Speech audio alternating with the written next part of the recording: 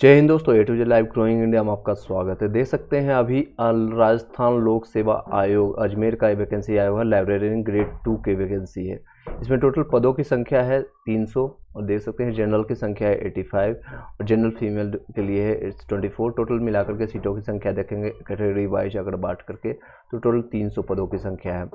इसमें क्या क्या है, एलिजिबिलिटी क्राइटेरिया है, कितनी एज लिमिट है, कितना फी देना पड़ेगा, वो सारी चीज़ों पर बात करेंगे और क्या सिलेबस है। इसी तर्ज पर आप जान सकते हैं बिहार में भी लाइब्रेरियन की वैकेंसी 7000 से ज़्यादा देखने को मिलेगा और वो जल्द ही वैकेंसी देखने को मिलेगा। कब मिलेगा, कब है, इसकी संभावना है इसकी आने वाले टाइम में, क्योंकि लोकसभा का चुनाव है, उसके बाद विधानसभा का चुनाव है, तो संभावना है जल्द ही उसकी वैकेंसी देखने को मिलेगा 7000 से ज़्यादा वैकेंसी।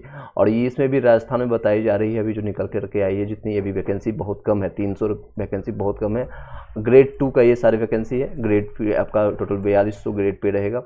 उसके बाद आपका ग्रेड 3 का भी वैकेंसी देखने को मिलेगा, जिसमें वैकेंसी की संख्या ज़्यादा होगी। आगे बढ़ते हैं और इन सारे मुद्दों पर बात करते हैं। ओवरव्यू आई होप कि आपको मिल गया होगा। ये सारे कैटेगरीज देख सकते हैं। जो भी रिजर्वेशन कैटेगरी होगा, राजस्थान के जो निवासी होंगे, डोमिसाइल होगा, उनको प्राप्त होगा। अदरवाइज जो भी अदर स्टेट के हैं वो भी फॉर्म भर सकते हैं। कई लोग फॉर्म बता रहे थे यूपी वाले हो या बिहार से हो, मतलब राजस्थान से बाहर के जितने भी हो वो जनरल में फाइट करेंगे। इसमें मिनिमम एज है उसमें 18 साल और मैक्सिमम 40 ईयर्स आपका रहेगा। 1 जनवरी 2025 के हिसाब से आपका कैलकुलेट किया जाएगा। ये देख सकते हैं इस सारे कैटेगरीज का शॉर्ट फॉर्मेट में यहाँ पर नाम लिखा हुआ है। आगे देखते हैं और ये सारी चीज़ें हैं। शैक्षणिक योग्यता जो है, शैक्षणिक योग्यता ग्रेजुएशन किसी भी स्ट्रीम से किया हो, चाहे आपने बीए किया है, बीएससी किया है या फिर आपने बीटेक किया है, बीसीए किया है, कहीं से भी आप यूजीसी रिकॉग्नाइज यूनिवर्सिटी से आपने एक डिग्री होना चाहिए। उसके बाद आपका डिग्री या diploma in librarian science recognise by the national council of teacher education and government. 2 चीज़ों की जरूरत पड़ेगी, एक ग्रेजुएशन की किसी भी स्ट्रीम से हो, दूसरा आपका या तो ब्लिश हो यानी bachelor in librarian in science हो या फिर आपका डिप्लोमा इन लाइब्रेरियन साइंस हो। ये दोनों डिग्री आपके पास है तो आप फॉर्म इसके एलिजिबल हैं, आप इसका फॉर्म भर सकते हैं। अपेयरिंग वाले भर सकते हैं कि नहीं उसके भी हम देखेंगे। Working knowledge of Hindi written in the Devanagari script और नॉलेज ऑफ राजस्थानी कल्चर, ये 2 चीज़ों की मैंडेटरी है। अभ्यर्थी को वांछित अर्हता यानी कि जो आपके शैक्षणिक योग्यता है और अनुभव आदि अनुरूप के अनुसार होने पर ऑनलाइन आवेदन करना चाहिए। तथापि आयोग द्वारा अभ्यर्थी को ऑनलाइन आवेदन करने की अनुमति संशोधित तिथि को तक ऑनलाइन आवेदन की रानी विड्रॉल करने का विकल्प उपलब्ध होगा। और सत्य जितने भी अगर जानकारी जो भी देना है सत्य देना है। सिंपल से 182 के तहत अगर आपको दंडनीय अपराध के तहत भी माना जाएगा तो जो भी जानकारी आप दीजिएगा सही दीजिएगा। नेक्स्ट है शैक्षणिक अर्हता के लिए आपको ये सारी चीज़ें पात्रता रहेंगी। और वेतन जो होगा आपका टोटल ग्रेड पे जो आपको मान्य होगा, जो मैंने बताया 4200 ग्रेड पे रहेगा और ग्रेड 2 लेवल 2 का ये सारी चीज़ रहेगा। उसके बाद सरकारी नियमानुसार परिवीक्षण काल में नियमित वार्षिक वेतन जो आपका दे रहेगा, फिक्स पे रहेगा। और 1 जनवरी 2025 के हिसाब से आपका 18 साल न्यूनतम और मैक्सिमम 40 साल तक आप फॉर्म भर सकते हैं। और जो छूट की बात अगर करें, जैसे ओबीसी, एससी, एसटी 10 साल के लिए छूट हो गई है, एससी के लिए, वुमेन के लिए, ये राजस्थान के निवासी को इन सारे लोगों को मिलेगा। अनारक्षित महिलाओं के लिए 5 साल के लिए फिक्स आपको मिलेगा। जितने भी अनारक्षित यानी जनरल कैटेगरी के जितने भी हैं महिलाओं यानी 45 तक महिलाएँ फॉर्म भर सकते हैं इसमें, जितने भी लोग हैं। विधवा है या फिर आपका विच्छिन्न विवाह परिवर्तन जो भी है, उसमें अधिकतम आयु सीमा की कोई भी अपर लिमिट नहीं है, जिसमें आप चाहे 60 के हैं यानी मैक्सिमम जो लिमिट होता है 50-55, इसमें कोई भी लिमिट नहीं रखी गई है। उपयुक्त उच्च आयु सीमा एवं भूतपूर्व कैदी के मामले में लागू नहीं होगा। जो भी दुष्पूर्ण ये सारी चीज़ें हैं, आप इसको एक बार गो थ्रू कर लीजिएगा। एज लिमिट से रिलेटेड कोई क्वेश्चन होगा तो इसका सेपरेट हम वीडियो बना देंगे। मेन चीज़ों पर आगे बात करते हैं, तैयारी कैसे करना है, किन सब्जेक्ट पर ध्यान देना है, उन सारी चीज़ों पर बात करते हैं। ये सारे जो है राजस्थान के निवासी का होना चाहिए और ये 60 सेवानिवृत्ति जो होगा 60 वर्ष पर निर्धारित होगी, इसलिए नियुक्ति दिनांक तक अभ्यर्थियों की आयु 60 से अधिक नहीं होनी चाहिए। यानी कई लोग होंगे 59 वाले, 58 वाले, 58 वाले भी अप्लाई करेंगे क्योंकि एज लिमिट है नहीं कई कैटेगरी।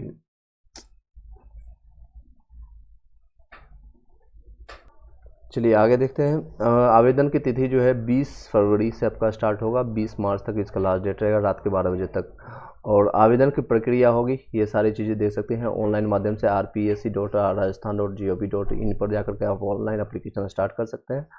और ये सारी परीक्षा जो आपका होगा, परीक्षा का स्थान और माह क्या होगा ये भी सूचित किया जाएगा, अभी कोई इसका कंफर्मेशन नहीं है। चयन प्रक्रिया जो होगी यानी किस तरह से आपको लिखित एक परीक्षा के माध्यम से होगा, आवश्यक पड़ने पर आयोग द्वारा उत्तर की पुस्तिका के मूल्यांकन में स्केलिंग या मॉडरेशन या नॉर्मलाइजेशन की भी पद्धति अपनाया जा सकता है। यानी ज़्यादा अभ्यर्थी आएंगे तो हो सकता है नॉर्मलाइजेशन का भी उपयोग होगा, जिस तरह से रेलवे और अन्य एग्जामिनेशन में होता है। संबंधित सेवा नियम के 28 के आयोग में उपयुक्त में पाए गए अभ्यर्थी का नाम राजस्थान पदाधिकारी के अनुशंसीय किया जाएगा। लिखित प्राप्तांकों को मेरिट लिस्ट के क्रम में व्यवस्थित किया जाएगा, यानी टोटल बेस से होगा आपके लिखित परीक्षा के बेसिस पर। ये ऑब्जेक्टिव ही रहेगा, उसमें के लिए आपको निश्चिंत रहें। आगे बात करें, अगर इसमें जिसमें भी जितने भी लोग हैं, आवेदन करने के लिए आपको वेबसाइट पर ही जाना पड़ेगा, अप्लाई ऑनलाइन करना होगा, टोटल ऑनलाइन माध्यम से रहेगा। और इसके बाद एसएसओ पोर्टल में ये आपको सिटीजनशिप ऐप में उपलब्ध रिक्रूटमेंट पोर्टल पर चयन वन टाइम आपको रजिस्ट्रेशन होगा, OTR जिसको कहते हैं। एक टाइम ही रजिस्ट्रेशन आपको करना होगा। जो भी आपका नाम है, मान लीजिए ए का नाम है, आपका फादर नेम B है और C आपके माता का नाम है, मैं एग्जांपल के तौर पर ले रहा, तो एक ही बार दर्ज होगा ये प्रक्रिया और वन टाइम रजिस्ट्रेशन एक बार होगा।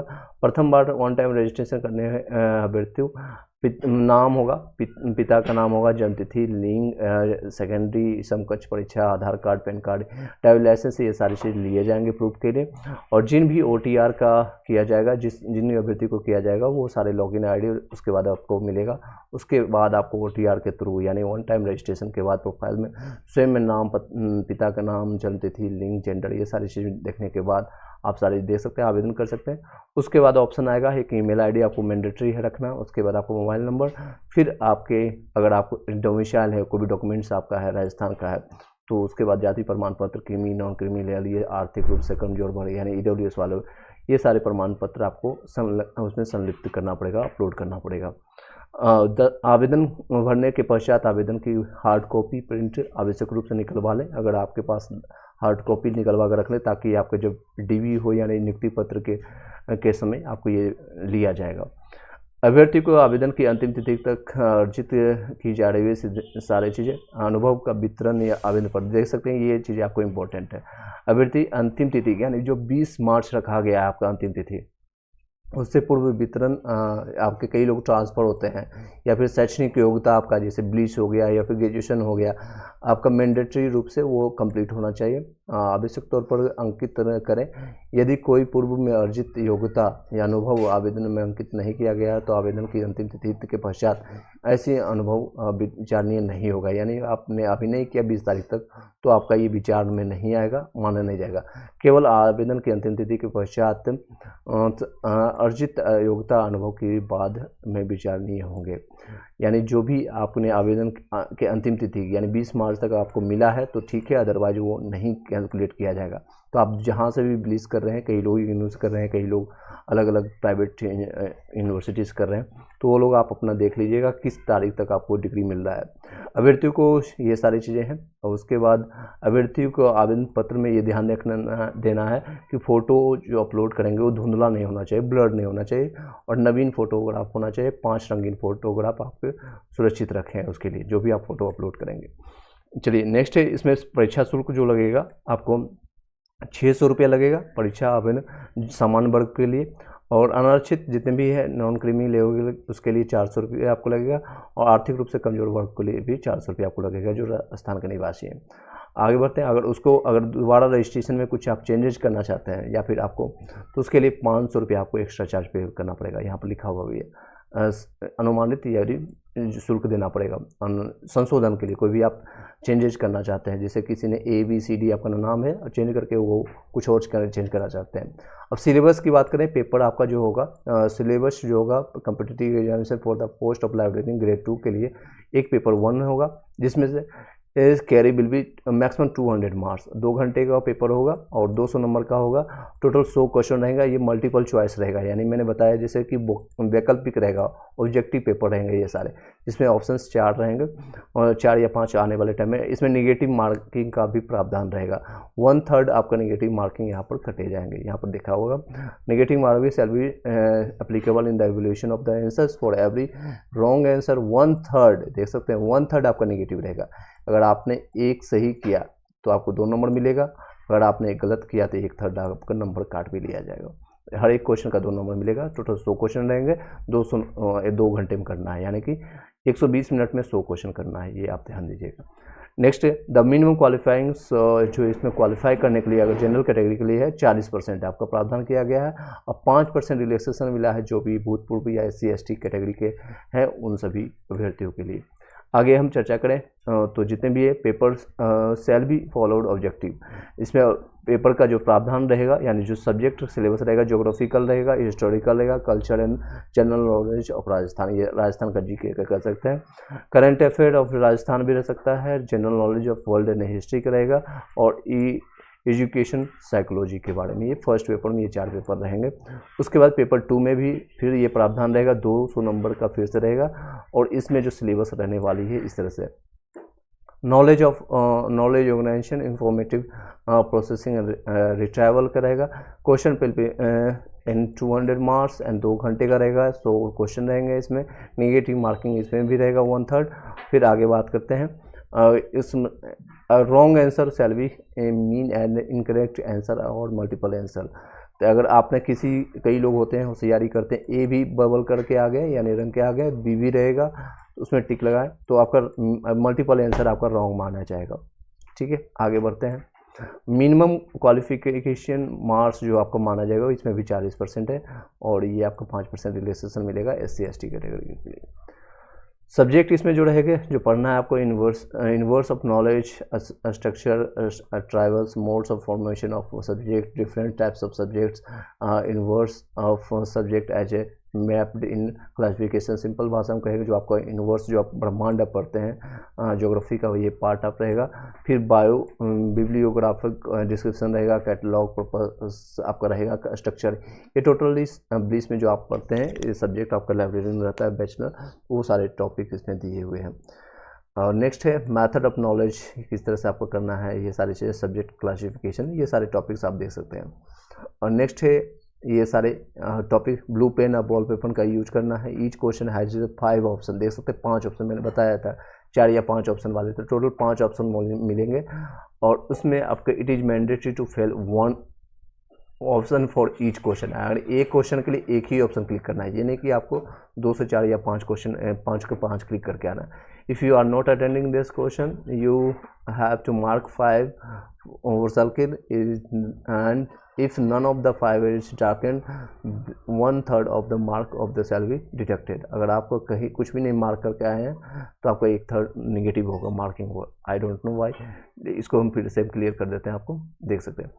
If you not attending a question then you have to darken the circle 5। अगर आपको कोई क्वेश्चन किसी का आंसर नहीं देना है, मतलब स्किप करना है, तो 5 को आपको डार्क करके आना है, इसको बबल करके आना है, सिंपल भाषा में कहें। और if you none of you 5 darken then 1/3 mark आपका डिडक्ट होगा।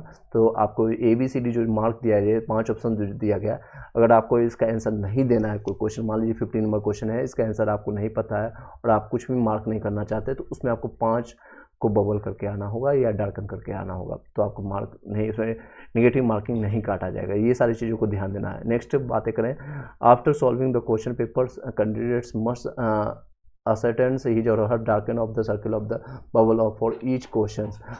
यानी सभी के सभी लास्ट के 10 मिनट आपको मिलेंगे और शेड्यूल ट्रैप के लिए आप उसमें चेक करना है, टोटल 100 में 100 आपका डार्कन होना चाहिए, क्योंकि अगर जिसका मान लीजिए आंसर नहीं देना है उसको 5 डार्कन करके आना है, 5 मार्क करके आना है, ये एक अलग तरह का प्रावधान है।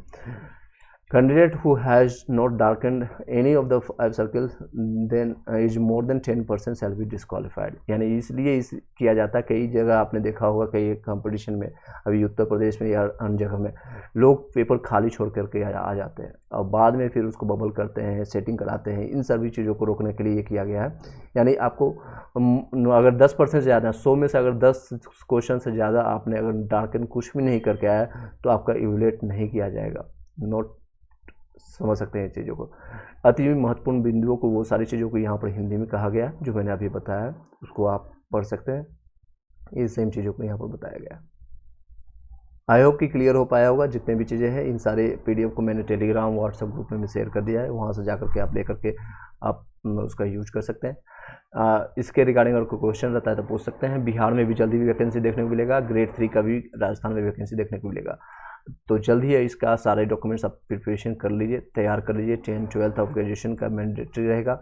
उसके बाद आपका ब्लीच का सर्टिफिकेट आपको मैंडेटरी है, और फिर एक आधार कार्ड और आपका फ़ोटो और 5 फ़ोटो आपको लगेगा सिग्नेचर के साथ। इन सारी चीज़ों को तैयारी करने के बाद आप 22 तारीख से लोग एप्लीकेशन स्टार्ट हो जाएगा। तो जल्दी कोशिश कीजिएगा 2 से 3 दिन में फॉर्म को फिलअप करके तैयारी भी स्टार्ट कर दीजिएगा। हालांकि अभी डेट नहीं दिया गया, एग्ज़ाम डेट कब दिया जाएगा इसके कोई अभी नहीं दिया गया, लेकिन जल्दी सूचित कर दिया जाएगा। जब भी एग्जामिनेशन होगा तो आपको वहाँ से इन्फॉर्मेशन पता चल जाएगा। Thank you so much. एक वीडियो अच्छी लगी लाइक करके सब्सक्राइब करके बेल घंटी दबा दीजिएगा।